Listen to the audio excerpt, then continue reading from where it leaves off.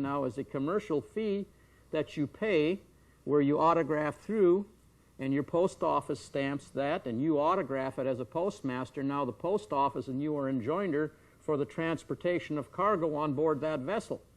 And where's that vessel going? It's going into the port, which is a port, for negotiation of the contract, which is the cargo on the vessel. See?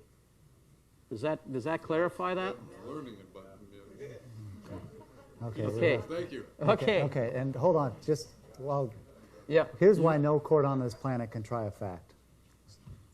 Okay, go ahead. And we've put this demonstration on for every law enforcement agency out there on the Yeah, we planet. did it for the FBI, and they didn't define FBI, so we called them fumbling, bumbling idiots. Yeah, they appreciated that. They had a good laugh. They had a good laugh, and they agreed that we were Yeah, correct. they agree. In fact, every law enforcement agency out there says that we are 100% correct, and we do things in a humble manner. That's why we're here today.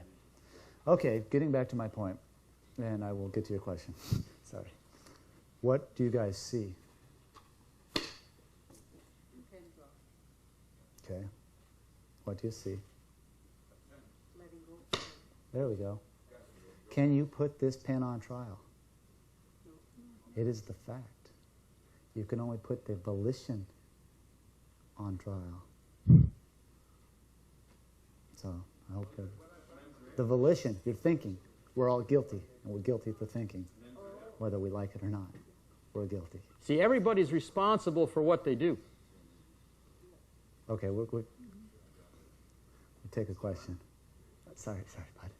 Sorry, Joe. My request is like clarification of the positions of the flag again. Is that an international standard when it's suspended Yes. and when it's horizontal? Yes, it Yes, is. yes. And that's irregardless of the way the post hanging on the flag is hanging as well, right? So like if the post is horizontal and the flag is hanging, that's... No, okay. The flag that's must what I be want to get free and clarified here. aloft. Excuse me. The flag must be free and aloft. It, it can't have anything above the standard. If it has a gold ball above the standard. That's U.S. now. No, that's everywhere on the Is it planet. everywhere? I got to read some of this stuff. You are Yep. they're recruiting for contract. That's Yep. why. Or you see a little round thing on the top of your Canadian post offices. They are actually. It's at the schools too. Yeah, Yes. They're actually recruiting Yep. for contract. Many of your schools, say, have an ROTC program or something like that. If that would be the case, they'd have authorization to have that on the standards. Joe, we got It's just in front of the school, and it's obviously an invitation to contract. It's and we have the Canadian and the provincial flag in front, provincial flying a little lower. I asked the principal at my son's school why there was a cannonball on top of the flag designating it as a military zone. After I corrected the paperwork, and they work with us now. Sure. Yes. Sure, because they know that you have knowledge. See, awareness is so important. Nobody's aware of this, and so nothing is brought into compliance. Somebody has to step forward that becomes aware and then begins to correct and educate. See, That's we're why educators. That's all we are. That's all you guys are here. Every speaker that spoke is stepping forward, and he's doing his part to show that there is a problem here. And if we all work together, we can get something done, and that's why we're here. Oh, we still got Joe. Joe, shoot. Order of precedence, right? That's right. That is correct. Just procedure. In Article 2 of the Universal Postal Union Rules, it designates a number of countries that they can interrupt the flow of mail once it's been posted. It belongs to the mail belongs to the post. So when you put a stamp on the Canadian stamp, that is your post. A bullet stamp on the Canadian $1 stamp. They have the right to stop any mail in transit, especially if it's an organic package, which you are.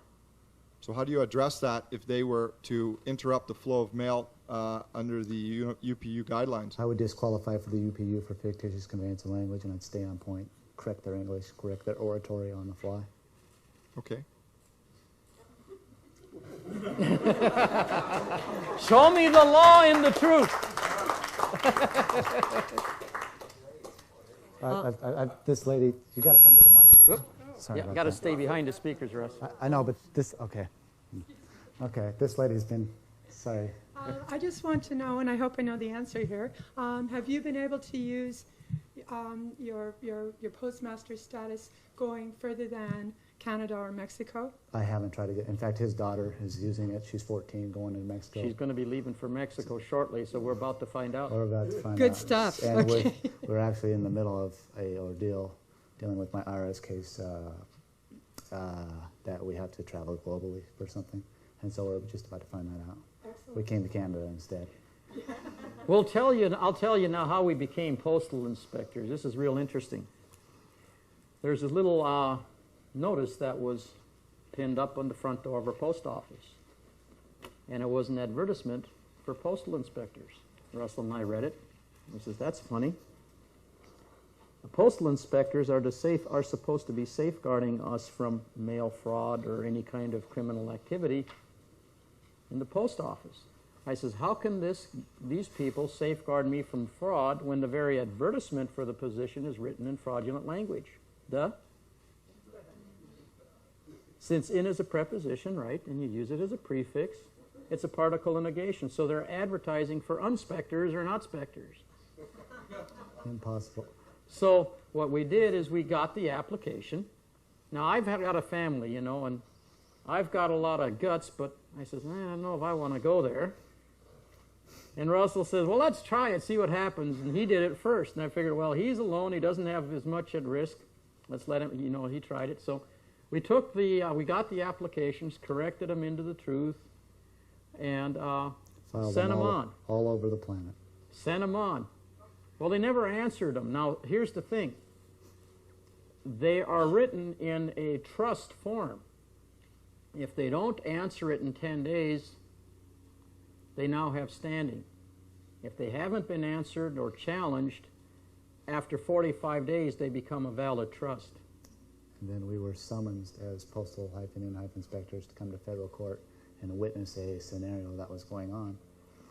And when we got there, we took the certifieds of those, filed those also into the League of Nations and the UPU and all over the place. We had a guy subpoena Russell for this case that he was talking about, and the clerk processed the subpoena, so now the fiction contracted with us and the truth to correct their fiction inside the well of the court. So what happens now is, because of the claim that we have as Unity-States of the America Postal-in-Inspectors, we now have authority inside the well of the court for correcting or enforcing claim. No one else has that position. Needless to say, we don't get into the court too often.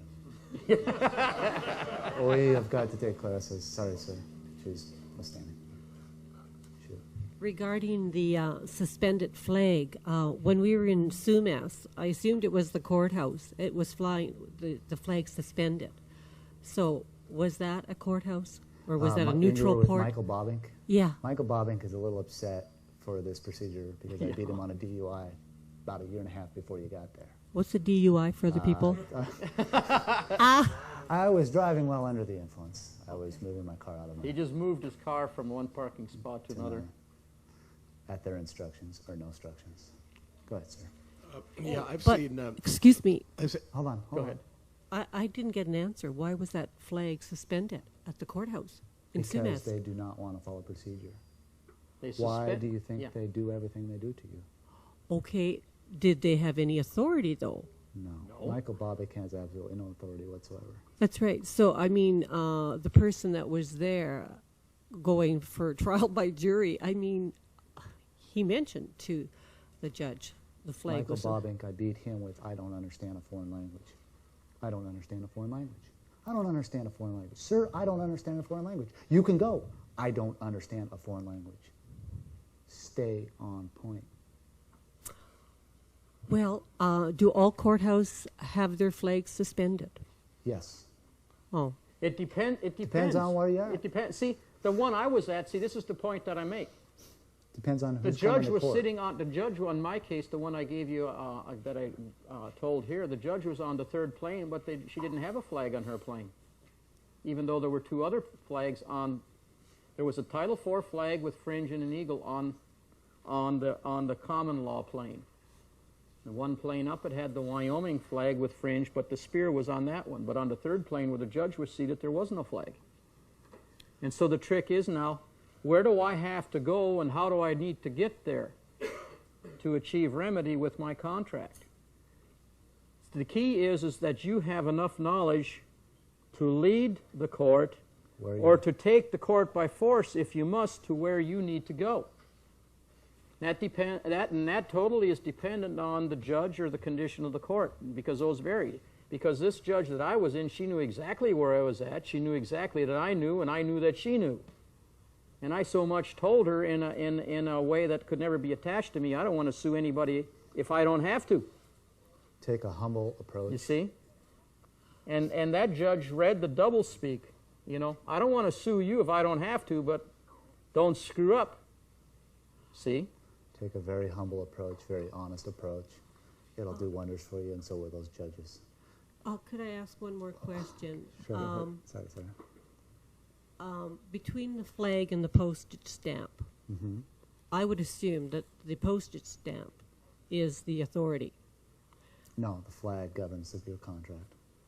Global Isn't law, the flag advertisement? You are putting the advertisement, or not the advertisement, yeah, the advertisement out for how your vessel will be run. Okay, And so for procedures. it is the flag that governs your contract. Yes. Okay. We've got this gentleman here. Sorry, sir. I need to play the devil's advocate a bit here. Shoot. That's what I want here I've for. seen David Windmiller on video. Sure. I didn't understand a word of it. Sure. I heard David Windmiller on the Peter Warren show here in town. They cut him off after 20 minutes. Nobody in the studio, including Peter Warren, could understand a word that he was saying.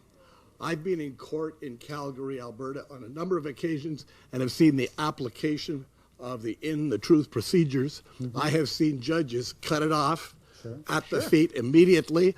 I've also seen judges suck it in for 2 days, 3 days, and then cut it off at the knees.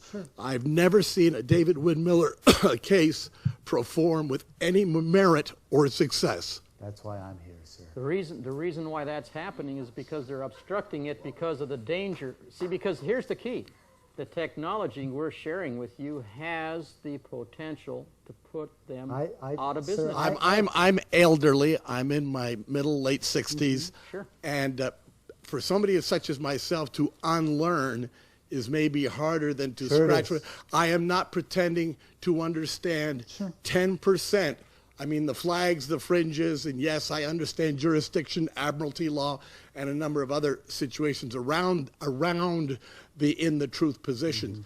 But I've never seen it work, and I've watched it in 4 different cases, and one case has now gone to the international court, and I don't know that they're going to perform I don't know if they're going to perform there either, sir. Okay, and a judge controls his or her court, and his or her position rules the day. And as I've seen it in the truth, just didn't perform. And I'm sorry, but I've watched it. I'm not here to convince you. Okay, but I have been in court and I have watched it. Hey, I'm not here to convince anybody. Hey, if you don't want to believe me, I don't. that's fine. No, it's not a matter That's of not fine. wanting. It's just I've seen it. Sure, and we've seen it too. Trust. I know of nobody on this planet, except for myself and Gordon, that have won. Well, I have seen my wife win. Oh, your wife. Oh, yeah. My I wife forgot. win, and my other son. So I know of 4 of us that have won. Okay, and this gentleman, I don't know of the people that have won. Personally, I haven't been out teaching people for a reason, because I'm concentrating as hard as I can. Yes. Because I'm not banking on Dave Miller, and I'm not banking on his language. I'm banking on me. This is the first time we've really come forward. Go ahead.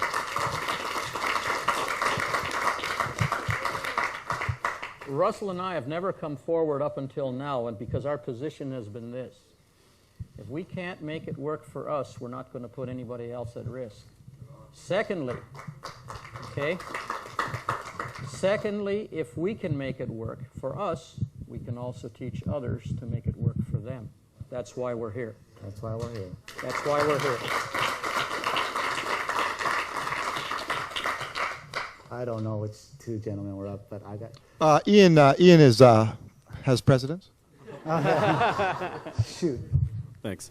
My question, is this on? Yeah. My question is just, I've been in court, watched a couple things, and been involved myself in a few things, and a lot of times I don't see a flag, but the seal of the Queen. Yes. And I'm wondering, the question is, what authority and where that derives from, and what are the laws regarding seals versus flags? Well, let me give you a scenario. We showed up to the Shucks case in Calgary, and I got into the bar, and the sheriff stepped to. And he said, "My name is B. Clawman." "Oh, I'm a judge." And I looked at him and I said, "Well, as a judge, I'm going to claim B as baby. So I guess you're Baby Clawman." He goes, "You getting smart with me?" Step two, and I step two. I said, "Sir, by what authority are you here?" And he shined his little badge up there, your little coat of arms. And I said, "Pal, it don't mean shit to me. I'm with the flag. You're in the Universal Postal Union's port. Get the hell out. Get off my back." And guess what he did? He got off my back. Well, then it made it tougher because they brought in all the goons. Yeah, I mean, so, maybe it wasn't such a good scenario in that position. The coat of arms has absolutely no authority whatsoever in that world, that port. It does with respect to representing the Queen's interest, but that's yes. only if you accept it. That's right. Offer acceptance compliance. Totally. But it is an advertisement of the position because and it's a good. I'm not here to bash it, but let's correct it. It advertises the Order of the Garter. That's right. That's right. Which is the family lineage. Yeah, and so we're here to correct that and get it in compliance. Joe, Joe. Sorry, Joe's been. Next. You deserve it. Go ahead. If you go to get your paperwork stamped, right? You want them to sign off on the bottom. You want a stamp on it, but you don't want to take a receipt when you pay. No, you don't. Okay, so why would you take the stamp? Because it's based on a allegedly fictitious authority. So the stamp in and of itself to give you joinder with the fiction would somehow negate or weaken your position, would it not? But now you've got unity between two postmasters, and she can only give you a simulation of a signature or an initial, in meaning no initial, and you're with the AU with the authentication, with the authority of the autograph. Right, so why would that be any different than taking the receipt? Re means no. So like if you go to the bank, go ahead, Gordon. The postmaster at the post office is only a subcontractor. They are not the postmaster at the court. Here's what's okay, I'm going to give you a little better scenario. Well, we're talking about are we going to talk about both stamps, the bullet stamp and the clerks? Okay. The clerks, yeah. Okay. We're going to talk. Let me give you the scenario, okay? And I think I've shared this with Joe the other day. If you have to ask someone if you're free, you're not. If you can't contract as a sovereign, you're not. Now, how does a sovereign contract? A sovereign contracts as a king. Okay? So the problem that most people have is this, and it's the question we posed right at the beginning. Who are you? Okay? If you don't know who you are, and it's very difficult, as the older gentleman was saying, you've got so much to unlearn because we've all been made subjects. Verb slaves is the word Russell and I use because that's what you are when you're in the verb position, because you don't have any authority to place a claim on anything because the language procedure you use hasn't any authority. Since when can a lie put a lien against the truth? See, the truth doesn't need any artificial support to support the claim. A fiction always needs all the artificial supports by whatever means to sustain the claim. Why do you think they got to bring in 10 goons? Because they have to have all the artificial support, whether it be fear, intimidation, coercion, by whatever means, to artificially support what they're doing. Well, it's good that they you gonna qualify answer us. this Because Now I want to get to his question. Here's the thing now.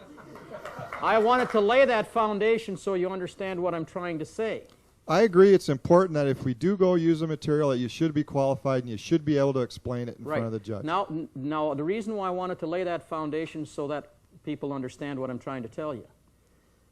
A sovereign is responsible for all his paperwork, all aspects of it, okay?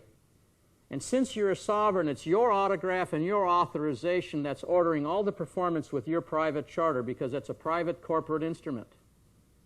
It's a trust. That's why it's bound, okay?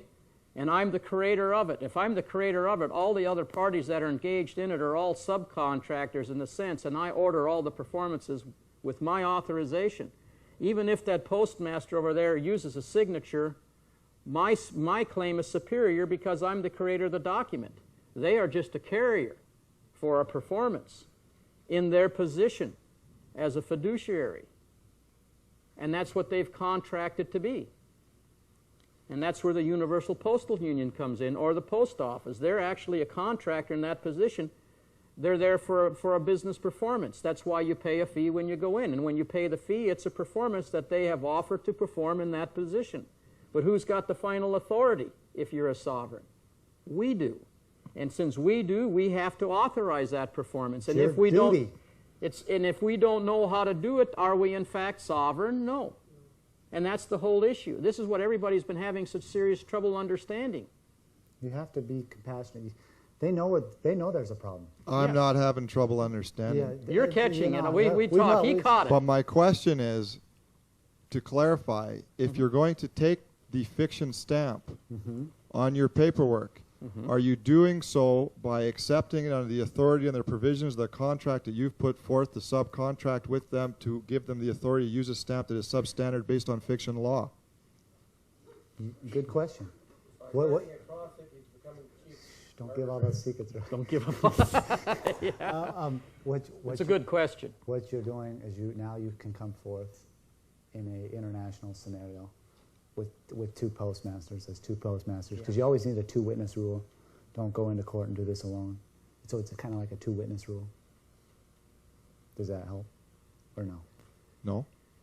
Okay. I understand two-witness rule, and actually, when you go to a class action, you require 5. So actually, I use 5 jurats. Yeah.